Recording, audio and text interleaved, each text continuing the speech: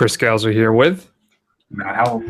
On this episode of the First Run, Matt and I are going to discuss the Lost City of Zed. It's not Z, Matt. It's Zed. I did some research on this. We're also going to check out The Blackcoat's Daughter, a horror film we've been meaning to catch up with a while, so we finally have. And then, of course, Matt brought up this subject. We have something here we call the Tatum line, which we can explain in detail when we get to it. But basically, it's when an actor crosses a threshold that we didn't previously like, and now we do enjoy their work. And we're going to tell you who we think are the 5 people that have recently crossed, not recently, just have crossed the Tatum line. Man, that sounds like fun. So, all right, Matt, let's get started. Let's hear a clip from the Lost City of Zed. Again, not Z, Zed.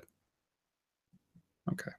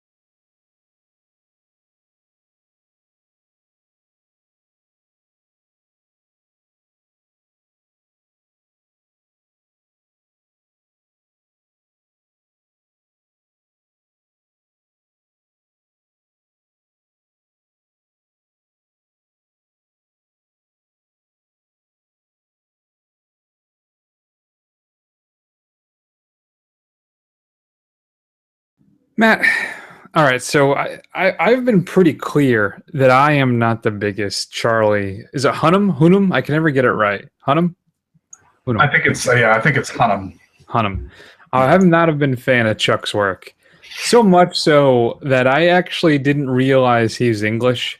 I thought he was American doing an English accent that wasn't that good. That's how poor my opinion of Charlie is, which clearly verifies and proves that I have absolutely no idea what the hell I'm talking about. So this time, Charlie plays Percy Fawcett, a British explorer who, while mapping a part of, where does he go again? Jesus Christ, do you think I'd care? The Amazon, Chris, the Amazon. Thank you. He's in the Amazon. And he's mapping it for the British Geographical Society there. And he thinks he comes across some signs, relics, pieces of an ancient civilization. And unfortunately, his trip is cut short and he has to go back to England. And then he goes back. And then there's World War I. And then he finally goes back again when he's older with his son this third time. Though from what I understand, realistically, it was like 7 or 8 times that he went into the Amazon. One of those times he does not come back. I'll let you decide which. And it's crowned as it's critically it's a huge hit, Matt, right? It's supposed to be this big sweeping epic, and it's supposed to be James Gray's just masterpiece of cinema.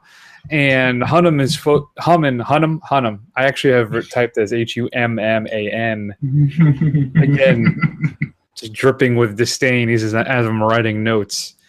So does this measure up to all the critical adoration, Matt? And does Charlie cross the Tatum line for you? Or was he ever below it like he was with me? Yeah, I'd say he's below the Tatum line. I don't have as much seething vitriol for Charlie Hunnam that you do. I mean, he's milquetoast and unoffensive to me. Fun fact, a very young Charlie Hunnam is in actually Undeclared, which is the sequel, the Judd Apatow show that came after Freaks and Geeks, features a young, Jay Baruchel. I digress, but that is one of his first things, and he was actually pretty good in that. He was a likable person or an actor, but heard a lot about this as a revelatory film, and that this is a grand, sweeping, gorgeous epic, and it makes me wonder if I have to turn in my credit card that they give us to, when you start a podcast, they give you a credit card. I don't know. It didn't move me. I was just kind of bored. I thought it was blah. I mean, Charlie was blah, and I don't know. Am I just not getting it, Chris? Am I getting too dumb in my old age to appreciate these things? I was wondering the same thing myself. This thing clocks in at about 220, and it's first off, Charlie does not cross the Tatum line for me. No. And again, the Tatum line, of course, comes from Channing Tatum, who actor who I had previously no respect for until it was the Jump Street movies, right? I think it was the first one, 21 Jump Street, that I just said, wow, I actually, okay, I'm on board now. And he's closer. All right, he's tiptoeing the Tatum line, but I don't know if I necessarily blame him for not crossing over for this film. I think Gray's more obsessed, or I should say, concerned with the imagery and the metaphor that he's trying to bring in so many different things. It's an indictment on obsession, right, and legacy and colonialism and slavery. I feel like it has this old school director's 70s epic scope to it, when the directors really had a lot more power in Hollywood and they could do what they wanted. But of course, a lot of times that resulted in disasters or just ballooning budgets, stuff like that. So it's shot that way, but it's not a rollicking adventure. It has some wide open shots, and I think that too, Gray conveys a lot of emotion with how he shoots the film. One thing I notice is that, when we're being stern and earnest, we do the close-ups, and then we're trying to get some grandeur. Obviously, we pull back to these grand, wide open shots. But it's interesting, but it's not revelatory. It's fine. I ended up saying, like, it's just a B+ film, I think. But overall, it doesn't have the impact that I think that this film or this story could have. And some of the research I've done is that I guess that the story of Percy Fawcett is based largely on the book of the same name of the film that takes a lot of liberties. And there is some critiques of the book that Fawcett wasn't this big swashbuckling kind of guy that he's portrayed to be in the novel that this film's based on. So it's fine.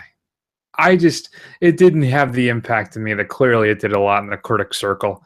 I think there are some interesting performances in there. First off, Robert Pattinson absolutely disappears in this film. I had to remind myself that this was the guy from Twilight, which is probably not a fair thing to do. But I think this is a big second success for him, for me, after Rover, the Australian film he was in with Guy Pearce from a year or two ago. Sienna Miller, great as well. But again, Gray doesn't seem so much concerned with putting on an actor's showcase as he is with portraying this largely epic-esque film that never really reaches that heights for me. That's how I feel. Matt? Yeah, I would agree with you. I'd agree with you. Does Pattinson cross the Tatum line for you from this? Is he inching ever closer to where you're thinking that, maybe you're not excited to see him in the sense that, this could be fun, but, he's going to put on a good performance kind of thing? I don't know if Pattinson was ever below the Tatum line for me. I blamed that, I think, on the subject material and the direction in those films. Though, to be fair, Kristen Stewart has been below the Tatum line for me for quite a while. Maybe that's going to change. But, yeah, so I don't blame the Twilight films so much on Pattinson as I do the people behind them and Kristen Stewart. So, yeah, no, I don't know. If he was, then he's not now. All right, I never gave it a lot of thought, but after these two films, Rover and then his performance in this, I don't have any issues with him. So, yes. Yes, there you go. Well, I think it's fair. I mean, I never had the. I mean, the Tatum line. I mean, the Tatum line is the guy was in Step Up, for God's sakes. I mean, the thing was those. You just never thought he would cross over. You thought he'd be another, Jay Courtney or Sam Worthington, who we're still waiting to break through to cross the Tatum line. I don't know if Courtney is ever going to cross the Tatum line. That guy. So you have. I can't imagine what he would have to do to. But you're still holding out some hope for Sam Worthington? Is that what you're saying? Maybe. Yeah, I think maybe. Yeah, sure. Why not? Maybe Sam Worthington, but I don't know. I think that Courtney, like Worthington, I think those flames are dying. I think Worthington is in fewer and fewer films. I think, and then the most recent one I think was one of the religious films. He was in The Shack. Is that what that one was? I can't remember now. Yeah, The Shack and Hacksaw Ridge, which I was like, where do I know that guy from? Yeah, and then you were like, oh yeah, that's Sam. He wasn't bad. He was not terrible in that in Hacksaw. No. So no, I think, but Courtney, I don't see how he ever digs himself out of that hole. I don't. Maybe, you know what? Who knows? I probably would have said the same thing about Mr. Tatum myself until that turn in the Jump Street films. I wanted to use the clip too from 22 Jump Street for later on in the show when it's revealed that Jonah Hill sleeps with Ice Cube's daughter. His reaction to that is so pitch perfect, but part of it is that one's very much a visual response too that you have to see. I think you can YouTube that clip. But that's that's vintage Tatum right there, what you're looking for. You know who I'm wondering might be on the Tatum line? You know, let's save all this for the actual Tatum line discussion.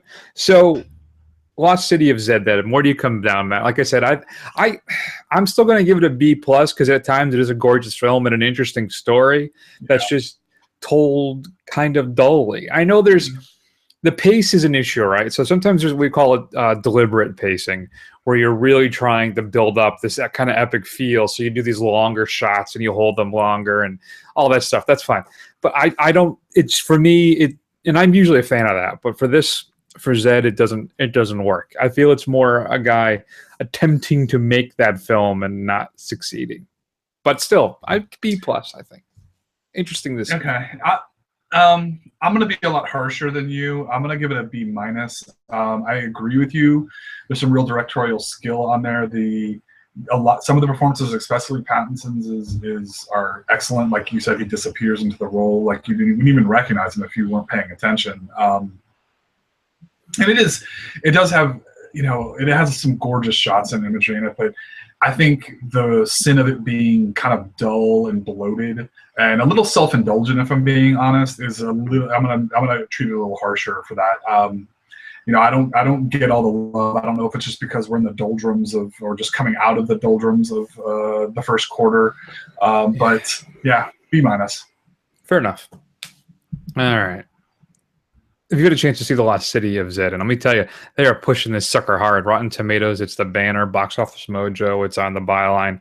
It's still a big push for Zed, and I think it's it seemed there were a few people at the screening I went to too. I went to Tuesday night, and there must have been 15, 20 people in there with me. With something like this that haven't gotten a lot of fanfare generally. It's really, it's not out there in the cultural ether. It seems to be pulling reasonably well for an art house adventure film that has no real adventure. If you had a chance to see that, though, shoot us an email at feedback@thefirstrun.com. Matt, coming up on Blu-ray and DVD this upcoming Tuesday, May 9th. I don't know if you can see, for the people who follow us on YouTube, we just post the recording of the podcast now. I haven't gone in and edited and put anything together because I don't care. But you can get a behind the scenes peek. Matt, look over my shoulder.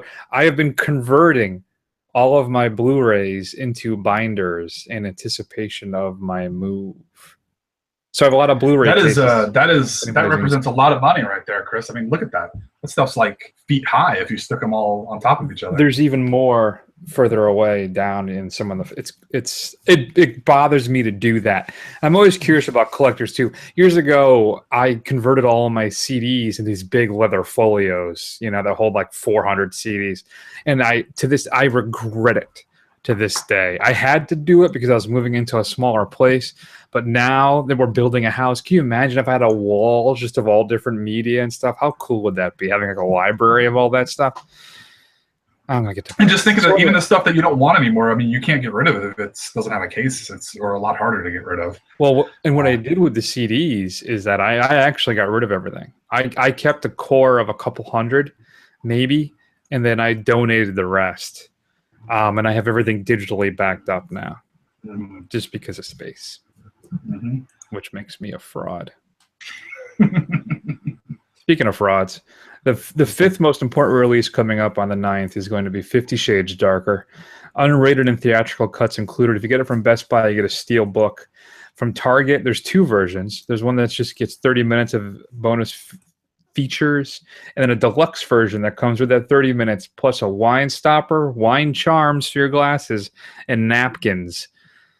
Because this is a party event film.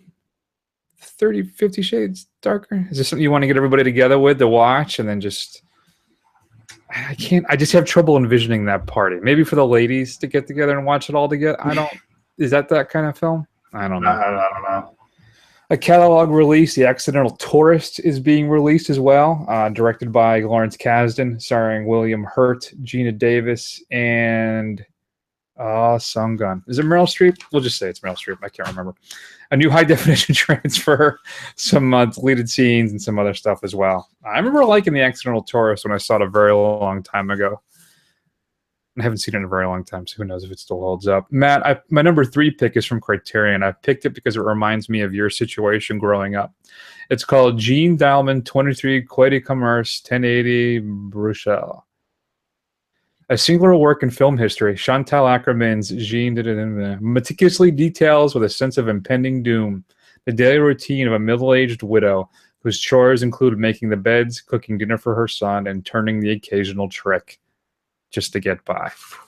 So it goes a new 2K digital restoration undertaken by Royal Belgian Film Archive, supervised by the director of photography Babette Mangot, and a whole bunch of other features, including a 69-minute documentary about the making of the film. Another big one for me, I believe, coming out from Arrow is Brain Damage. Matt, did you ever see Brain Damage back in the day? Do you even know what I'm talking about? I've heard of it, but I've never seen it. It's been out of print for a very long time. And it's one morning, a young man wakes up to find a small, disgusting creature has attached itself to the base of his brain stem. The creature gives him an etheric state of happiness, but in return demands human victims. It's a Frank Henenlotter film. If you're not familiar with any of Henenlotter's films, you are in for a treat. Includes a new high-definition transfer from the original film elements. Comes with a Blu-ray and a DVD, a new commentary by Henenlotter, and a whole bunch of extra stuff. And if you buy one of the first group that are coming out there's a limited run that have a pin badge and an O-card exclusive cover piece of artwork. It's actually, you can get it right now at Texas Frightmare, which I think is this weekend. So by the time this show is posted, it'll be gone. But still, that's going on right now. And then, Matt, number 1, I'm going to go with the director's definitive edition of Heat. Includes a Blu-ray, DVD, Ultraviolet Pass. Includes the all-new Academy panel reuniting Michael Mann, Al Pacino, and Robert De Niro, which was moderated by Christopher Nolan. And as well as a new Q&A from TIFF, the Toronto National Film Festival, with Michael Mann. Audio commentary by Mann, a bunch of other featurettes as well. But now you can pick up the definitive edition of Heat. I wonder if Heat still holds up. I haven't watched this thing, I think, when it came out and then once on DVD, and I haven't seen it since. What about you, Matt? Yeah, I haven't seen it in years. Been a long time. Fair enough. All right. So, Matt, actually, I got to tell you what I've dropped. I apologize, everybody. Well, your straight to DVD pick of the week, I'm going with Cannibal Messiah. It follows the journey of a documentary filmmakers, Crispal Chris and Master W of Psych Productions and The Pathfinder. It's just like a word salad. A man with a revenge mission against a cannibal cult in the woods of Germany, torturing a woodland hermit for information on the cult. The three travel deep into the woods, and things go horribly, horribly wrong. Are they able to get their revenge? Are there cannibal tribes in Germany? I don't know. I just found that weird. So you can pick up the Cannibal Messiah, Matt, this upcoming Tuesday. So I know you're excited. What should we be streaming this week? Well, I'm going to point out a couple things. Now, one thing I'm cheating on, I haven't seen it, but you have mentioned it several times, so I thought I'd make it available to our viewers. So Jim Jarmusch's documentary on the Stooges, Iggy and the Stooges, Gimme Danger, is available on Amazon Prime right now, so for streaming out. I will hopefully get to check out in the next few days. But it's something that I hear is fantastic. And one thing that is very good, that was one of the best films of 2016, is Manchester by the Sea is now available on Amazon Prime as well, which only makes sense because it is an Amazon Prime Studios movie. Nicely done. Yeah, I really want to see the Gimme Danger. I'm disappointed it's Amazon exclusive. I'll have to find a way to rent it then. I'm a big Stooges fan. All right, Matt, let's move on. Let's hear a clip from Blackcoat's daughter.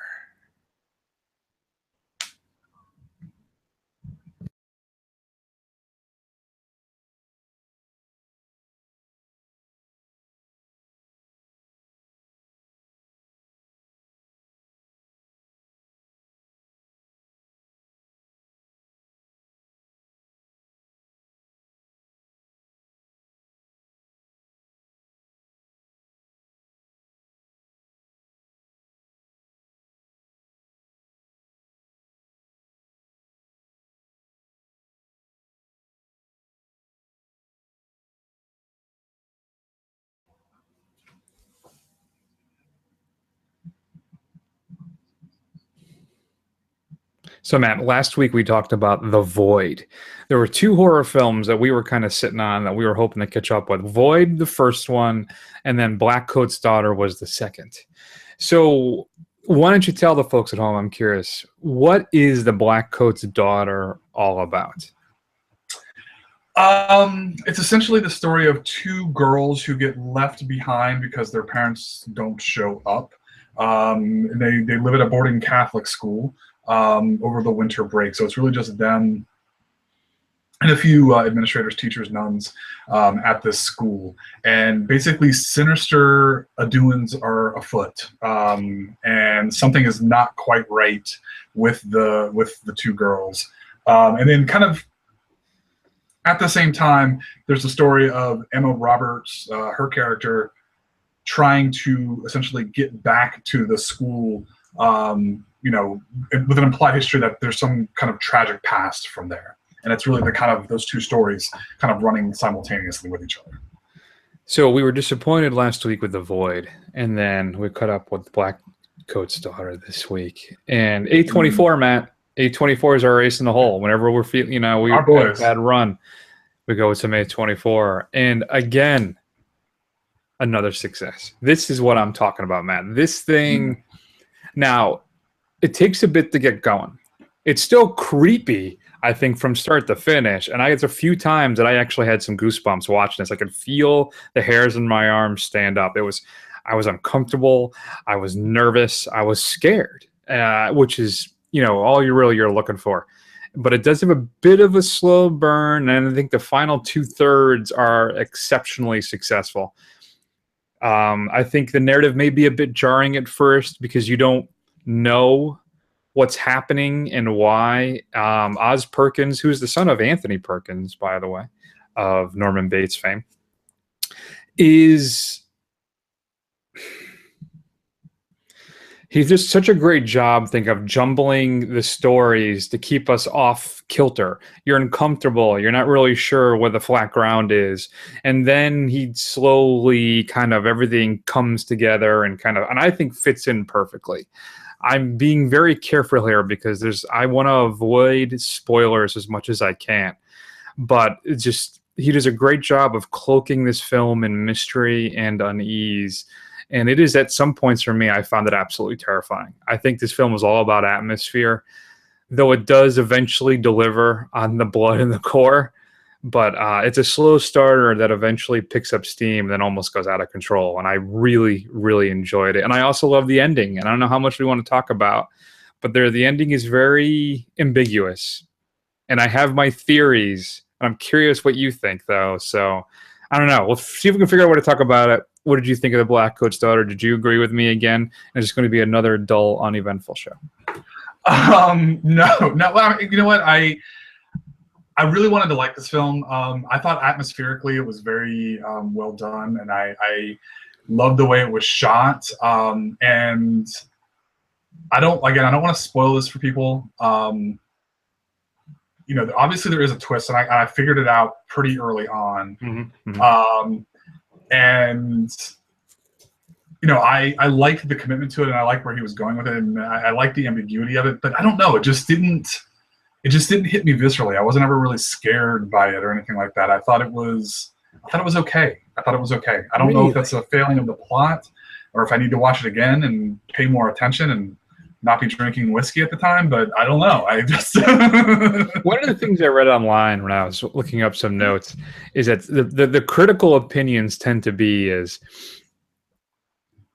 that the scares and the uneasiness is all based on the music in the film, and it's not really anything done by the director and writer Oz Perkins, and that it doesn't have that scariness to it, which is weird because usually I hone in on music like It Follows and that kind of thing, right?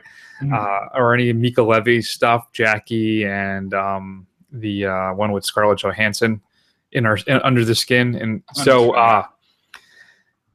I thought the music for this was okay. It didn't have the same. The sound design itself, though, really got to me. And I think maybe part of the issue too, Matt, is I was listening to this with my headphones because it was at night and the missus was sleeping. Right. So I'm hearing things that maybe you might like. There's a lot of subtle ambient sound in this film that I think added to the enjoyment and the feeling of dread that I was having watching this thing. I don't know if that's part of it. Maybe. I don't know. Yeah, like I said, maybe I need to watch it again. I'm not sure.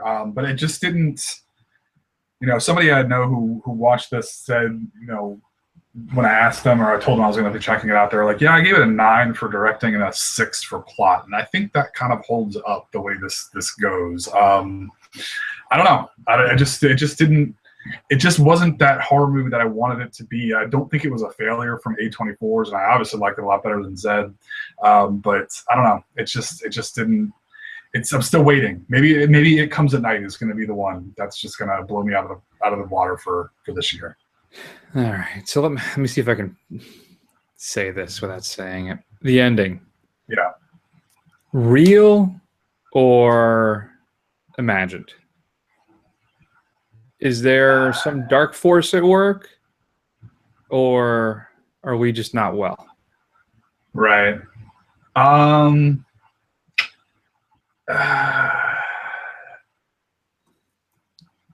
think we're just not well. I think it's what it is. I think it's the suggestion that gets implanted by the other students that, kind of feeds into her psychosis to get the dark forces that she thinks are influencing her. And I think, too, one of the things I read, there's a debate online for some groups, too, where they think that the ending of the film is that the presence returns or she realizes none of it's real to begin with type of a thing. Right. And even the ending itself is arbitrary, where it could go either way depending on how you viewed the film. Right. Which I think a really interesting and bold call by Perkins to do that. I enjoy the films that are a little more ambiguous like that don't give you an absolute resolution. Mm-hmm. So for me, I'm going to give it an A-. I really, really enjoyed this. I don't know. It just creeped me the hell out. And plus, anytime I see me some James Remar, I'm going to be happy. Yeah, I'm going to give it a B. I feel like I'm wrong on this. I feel like I should watch this again. But maybe I'm not wrong. I will watch it again, gentle viewer, and I'll come back in a week or two and I'll tell you whether I'm wrong or right, and if Chris is wrong or right. But right now, I'm willing to concede I may be incorrect, but my immediate impression is B. Yeah, Matt is typically the final arbiter of everything on this show. Right. So if you've had a chance to see Blackcoat's daughter, she's an email at feedback@thefirstrun.com. I'd love to hear your thoughts. Man, yeah, this thing really freaked me out. So, good. All right. Matt, let's move on then. I'm looking forward to this. This is going to be a fun one. We're going to discuss the Tatum line and the 5 actors/actresses, or the unisex, which is actors. We're, everybody's equal. We're all friends here. So we'll tell you what 5 actors have crossed the Tatum line for us. But first, let's hear a clip from the man who started it all.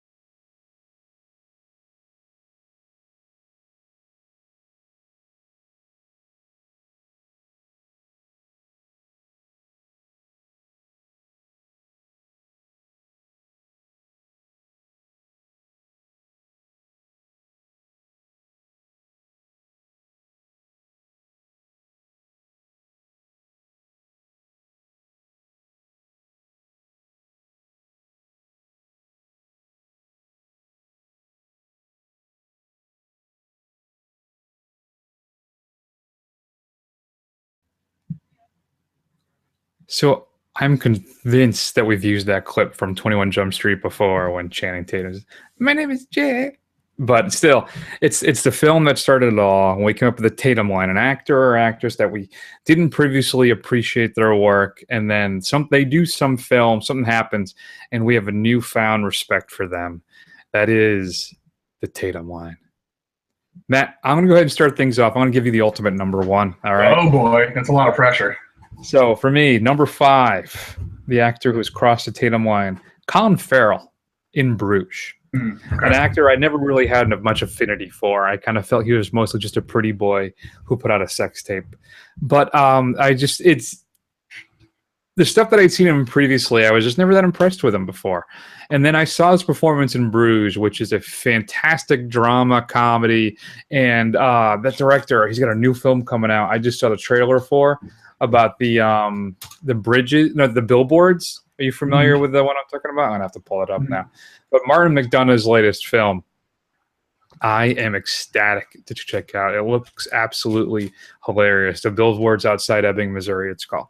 So, but this is my first experience with McDonough, and for me, a turning point for Colin Farrell. I think he's done a lot of interesting work after that. We both love, I believe it was you, love his turn in the remake of Fright Night. But yeah, he was doing some really kind of bad stuff for a while. So in Bruges for me is when it turned around, and now I'm no longer dreading seeing him popping up in anything. That's a good one. I wish I had thought of that, but I did not. I did not. So good for you. Good for you. Thank you.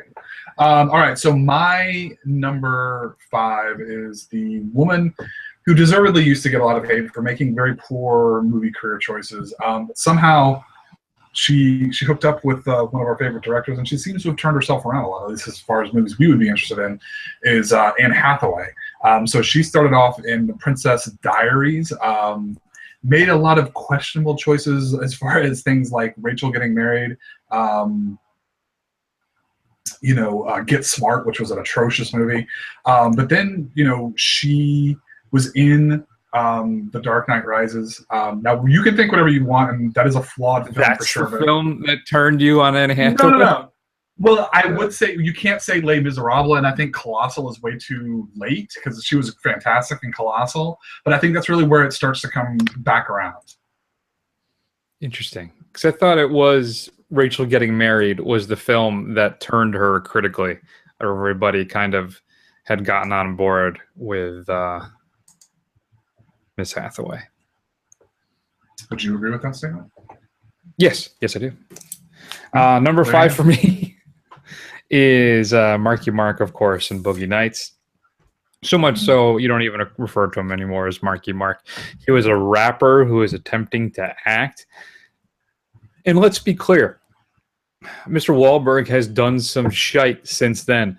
I think Wahlberg needs a strong director, because if not, we get The Happening Mark Wahlberg, which is one of the worst performances I think I've ever seen.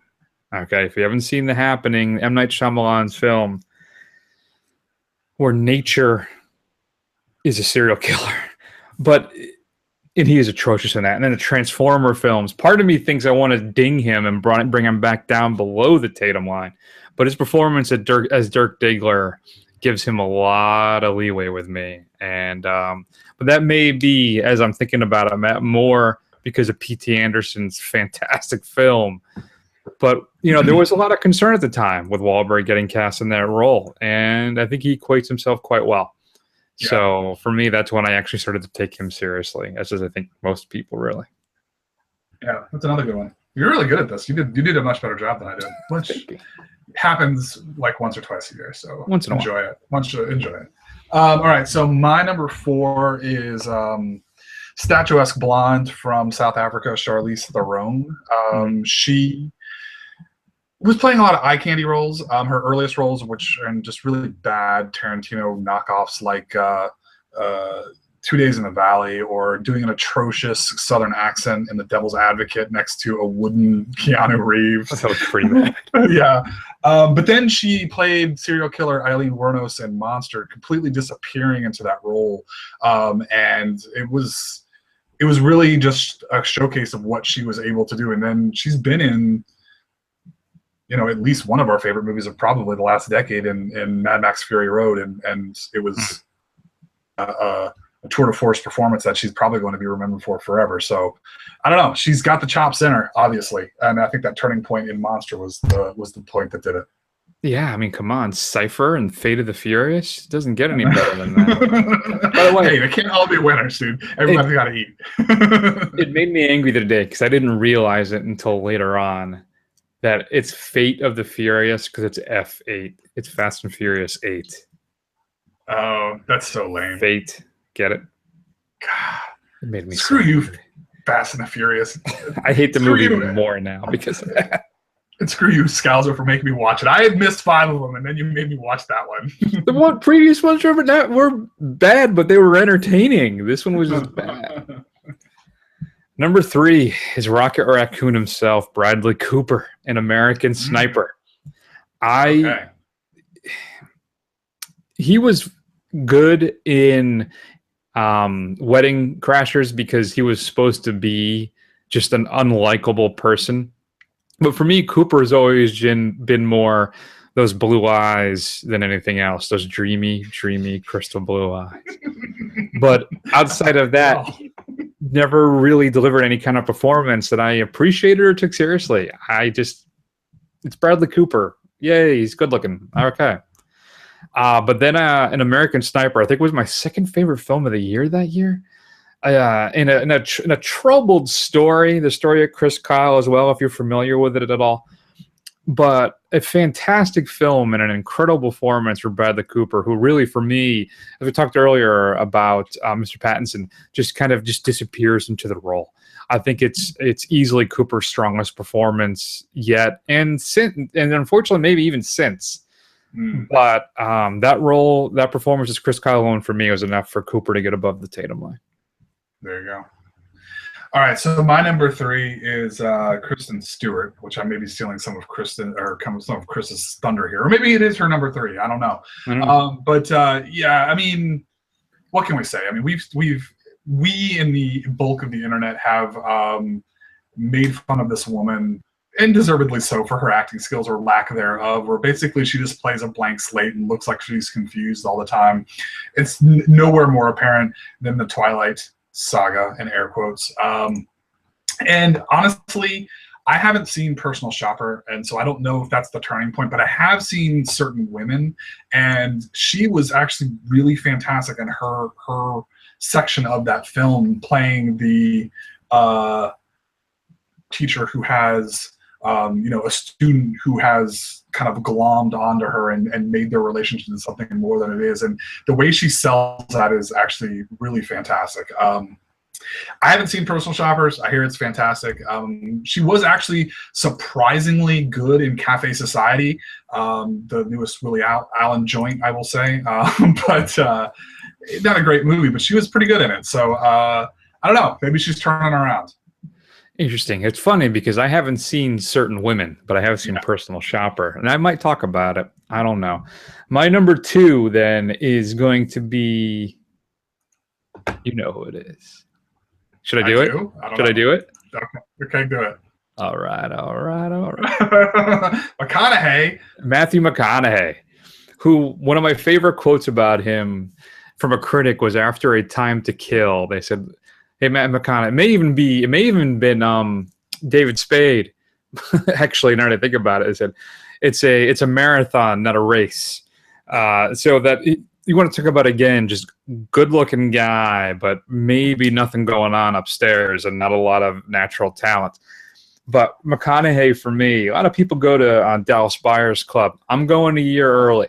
I'm going with Killer Joe, where he plays a sheriff who moonlights as a hitman.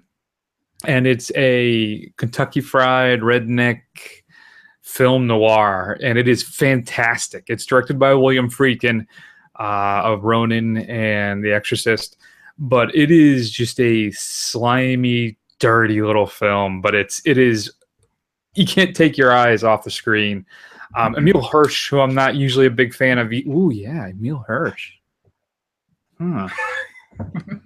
So, but he stars in the film along with Juno Temple.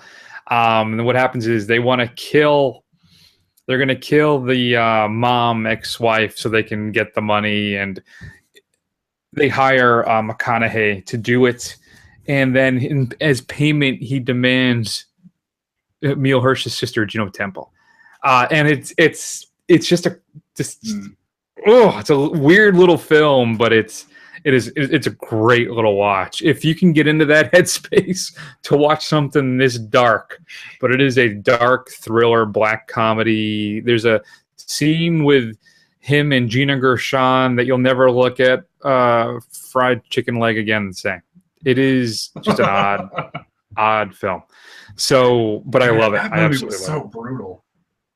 That movie was so brutal. I don't know if I could watch that movie again. No, that was some rough stuff. McConaughey's great in it, though, isn't he? He really is. I may have to watch that movie again and just feel bad about myself afterwards. Or maybe feel better about myself because I'm not that much of a sociopath, right? Exactly. Okay.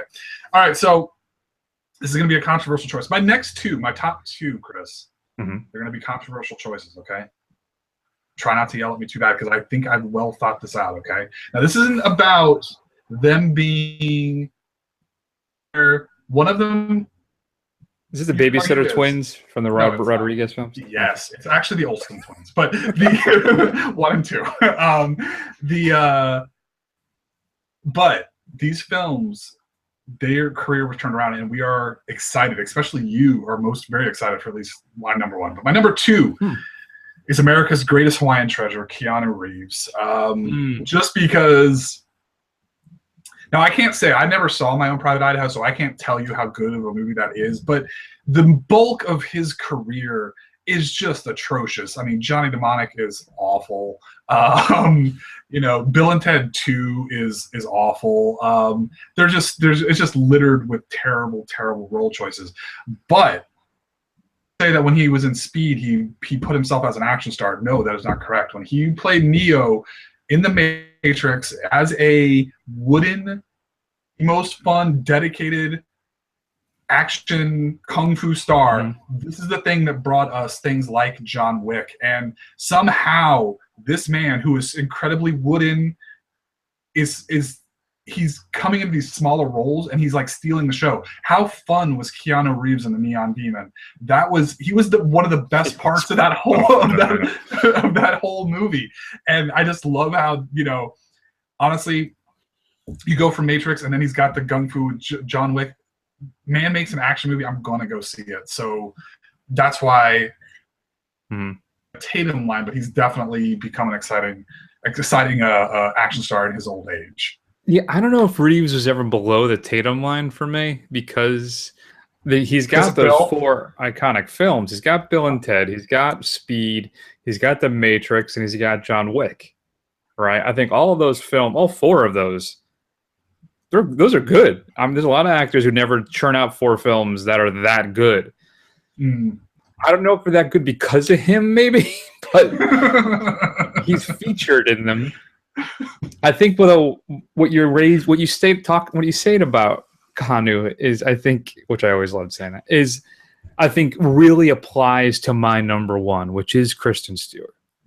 And I feel that there are actors who need to find the right work for them. There was an article I read on, I can't remember what site it is now. Is it Life, Death, and Movies or something? Either way, it was about how Keanu has to find the roles that suit him as basically this vessel for the film to build around him. You don't go to him for the dramatic performance. You go to him for the presence.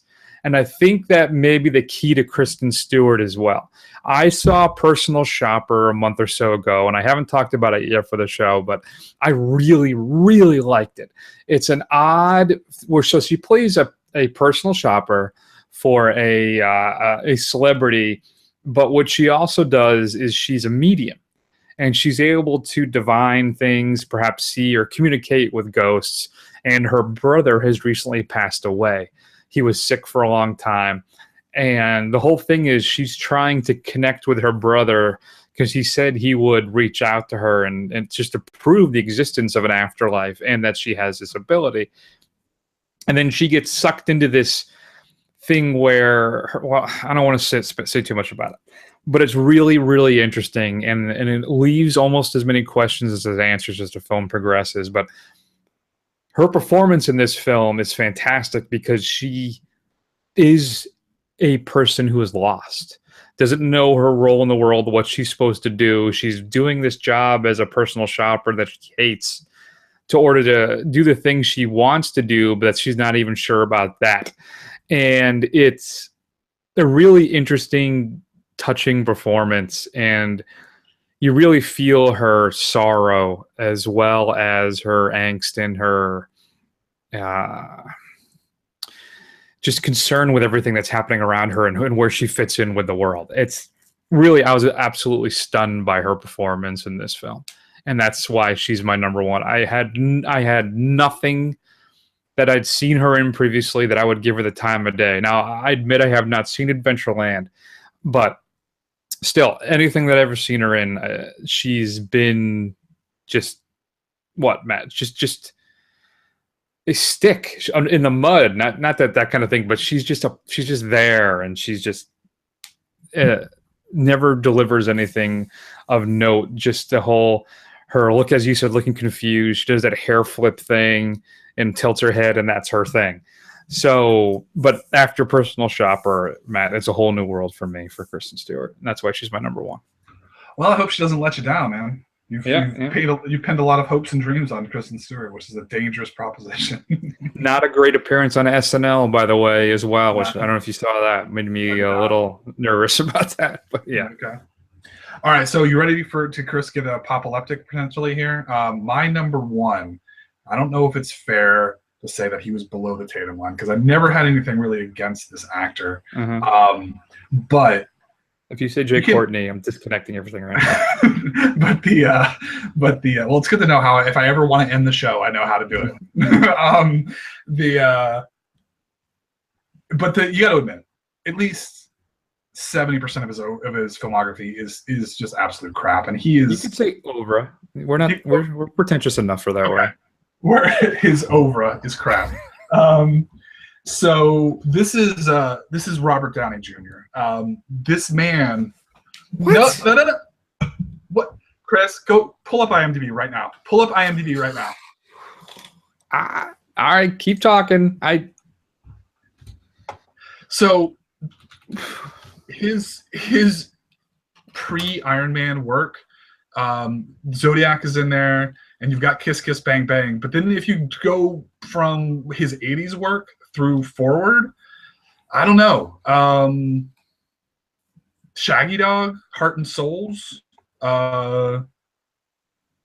He had a really terrible string through there. And I guess I'm not saying that I didn't think he was a good actor, but when he did his role in Tony Stark and Iron Man, he basically kicked off the biggest franchise. He basically made this thing a single-handed success. Yeah. And I remembered how much in love you were with him when Iron Man came out. You had a huge man crush on, so much so that you were super excited to see Sherlock Holmes, which we can admit are not great movies, right? Maybe. But that he single-handedly did it. So I'm not saying he was a bad actor. I'm not even saying I didn't like him. I say he obviously in his substance abuse era had made some poor choices. But he's I don't know. He's brought it all around. Here's the problem. Here's why it's a horrible, horrible pick, and I'm going to let you choose somebody else if you want. I'm not going to. Robert Downey Jr.'s talent has never been in question. Okay? There's never been a point when people have said, oh, that guy can't act, he's horrible. He had a substance abuse problem, which made him unreliable, which made him unsureable on a couple films, but also only able to do things that he could grab onto, that he could maybe kick out quickly or whatever the case may be.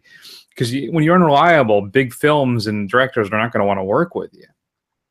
So the Tatum line, Matthew, is about actors who we do not respect or who we don't think can act, but then turn around turn the corner and show us something we did not see coming.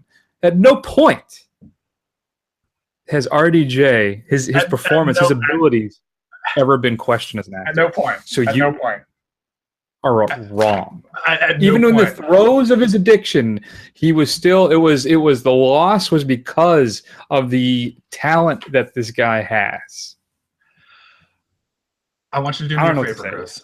I want you to do me a favor. Just say Adam Sandler and Punch Drunk Love, and let's move on. No, or because, Brad Pitt. In 12 Months. I still have no respect for Adam Sandler at all. Yeah, me neither. That's why he's not on my list. That's an aberration. That's the Haley's Comet of acting for me. It's. I don't know if it'll ever come around again. That is what's going to happen with Kristen Stewart. So you just watch. Maybe. But it still fits the confines of the rules of the Tatum line. Kristen Stewart does. RDJ. Okay. I want you to go back. I want you to go back and watch.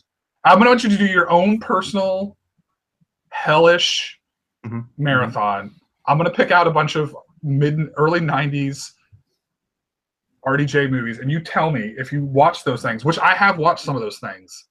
You tell me if you're saying he is a good actor in those films. Whatever else his reasoning is, whether he was phoning it in or not. But that's not what. The talent wasn't in question. It was the addiction that was handcuffing him, that was chaining him down. He was. Look, he won an Academy Award for Chaplin. It wasn't like he came out of the. He had done nothing but bad stuff, and then boom, all of a sudden he's the toast of the town. He was considered a great actor back then. Fell in with the horrible drugs and the addiction, and then was able to finally get himself clean and get back to who he was. I get what you're saying. I just don't. You just have too much of a man crush to see past it. No, that's more a comeback player list. Comeback player of the year list, number one, which he would be, I think. Yeah, he absolutely hands down would be number one comeback player of the year. Or the career, if you will. But Tatum line, I don't think it fits. I get what you're saying, and that's fine. And I still think you're a wonderful human being. But I don't think it fits the criterion of the Tatum. Yeah, but I mean, if you could see what I'm just looking at right now, gentle viewer, Chris is visibly angry right now.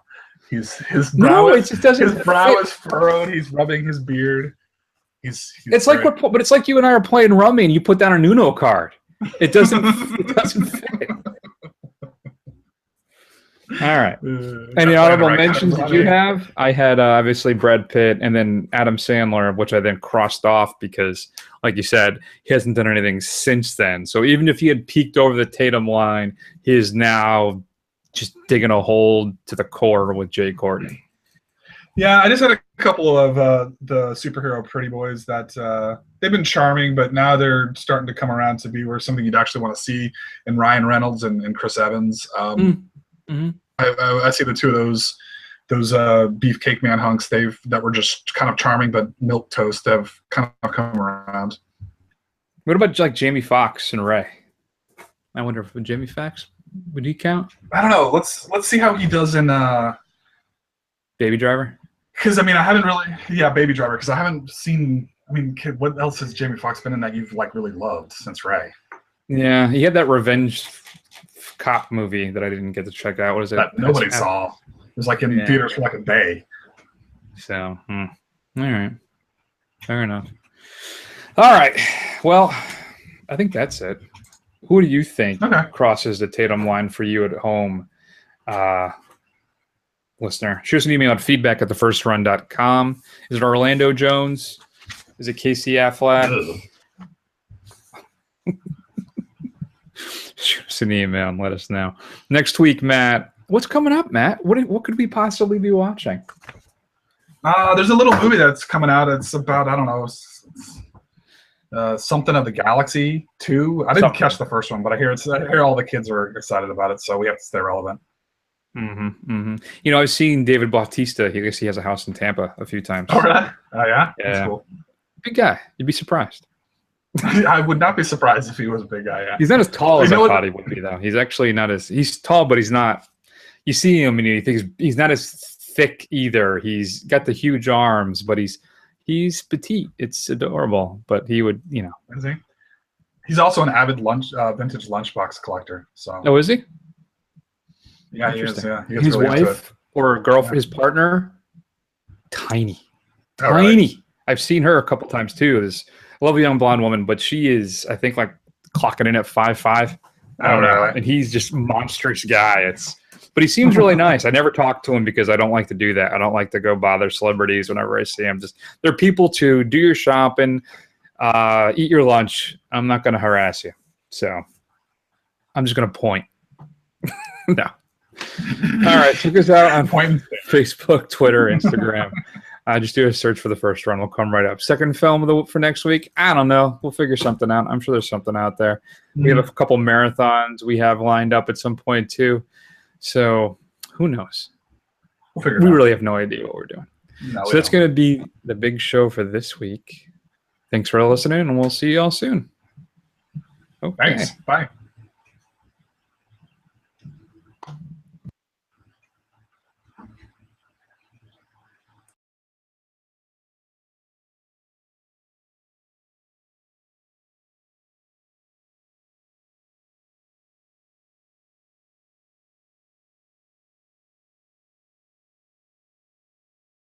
So you're able to hear the clips throughout the whole show this time, or no?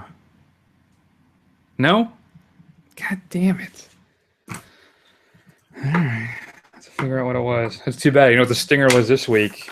Because we used Heat. I mentioned Heat. It's my all-time favorite clips. Because she's got a great ass!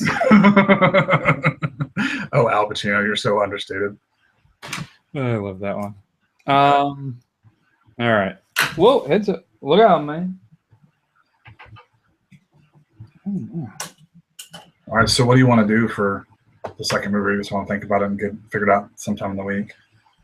Guess so. Let's see. There was a few things popped in me queue. I don't know if it's any good, but I wanted to see that I Am Not a Serial Killer. There's also the first film by Oz Perkins. It's on Netflix. The I'm the Pretty Thing That Lives in the House or whatever. Oh yeah. I did want to watch that. I heard it was all right. So have you watched any of the new MST3K yet? Episodes. I just started watching Avalanche. Officer Down, the zombie cop type movie thing. That looked interesting. So anyone, You really need to get it. So, I hate all these. I think one of them, like Hulu, has the girl with all the gifts on it. Something that I thought I wanted to check that out. pretty good. Yeah. In Order of Have you Disappearance, seen it? about halfway through that. Okay. It's Stellan Skarsgård's revenge black comedy. So I think It's Hard to Be a God is on Netflix. Although that's like 3 hours long. what's that? That's that one about it's basically where like scientists from the future go to like a medieval planet or something or some shit. It's supposed to be really, a fun, feel good movie. Oh, there's this one that director was trying to make for his whole life, and he finally did. Then he died, or he died before. Yeah, basically.